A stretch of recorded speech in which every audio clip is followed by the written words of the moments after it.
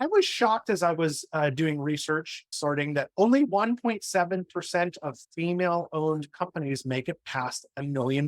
And they're with you in my admiration for female leaders. I think they lead differently. In most cases, they lead better than men, if I'm being honest. And my wife is an amazing leader. I've watched her grow it, a division for a pharmaceutical company. Now that you've gotten past the million and your next goal is 10, you want to get to 20, that you're challenged to get to 20. I love that. Tell me about the challenges that you faced as a female founder and how you've overcome them. I'm a woman in supply chain. I'm super vocal on LinkedIn. We can attribute about $2 million in revenue to my LinkedIn posts. And I think having a name like Kara and being in supply chain is just handy because I'm not another Jim, right? I'm a woman and it is what it is. So I think that's cool that I'm a little bit different. I think as a female leader, it's been good and bad, right? I had a woman who I had to exit from the business and she's, I don't understand. You're a female leader. How can you fire me? And I was like, because you're not doing the job. It's not a daycare. You can't just be here. I'm like, I don't pay you to just sit around. So I think sometimes people are like surprised that you're a business person and not a female first. I'm also a mom. And so I think a lot of times people assume that I'm going to be okay with doing daycare pickup in the middle of the day, or like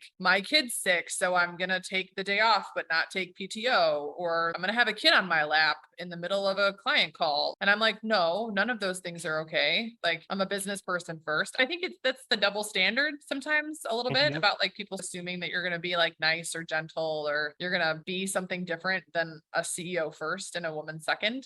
There have been many times when the men in my life have said things to me that I am 100% sure they would not say to a male boss. What are some examples? Because this is why I get passionate about female leadership, because Yeah. I've been in boardrooms where they'll say, she's of childbearing years. Maybe we shouldn't promote her. And that's not a knock. You can't do that, because my wife and I have navigated those waters and it's worked out just great. I've also been in rooms where Shaniqua doesn't get an interview, but Cindy does. And they have very similar resumes. And I think sometimes people don't want to acknowledge that happens. I'm telling you, I've been in those rooms and had to jump up and down and say, that's impossible. My head exploded. I think one of the things that I truly believe is the more advanced you get, or the more senior you get in your career, the more hard conversations you have on a daily basis. So being the CEO of this company, I have more hard conversations on a daily basis than most of the people on my team have in a month. And so I've heard words like, you are aggressive, you are caustic. More than once, men have told me, you will not achieve your goals if you continue to behave the way you behave. And I'm like, it's so funny because one of us is a successful CEO and the other one has a job. So I just don't believe that they would say things to a man that are like character assassinating judgments. And I just feel, it's just a feeling that I got to work harder with people to prove to them that I'm real, right? And that I'm a business person and not just a woman with a couple of friends.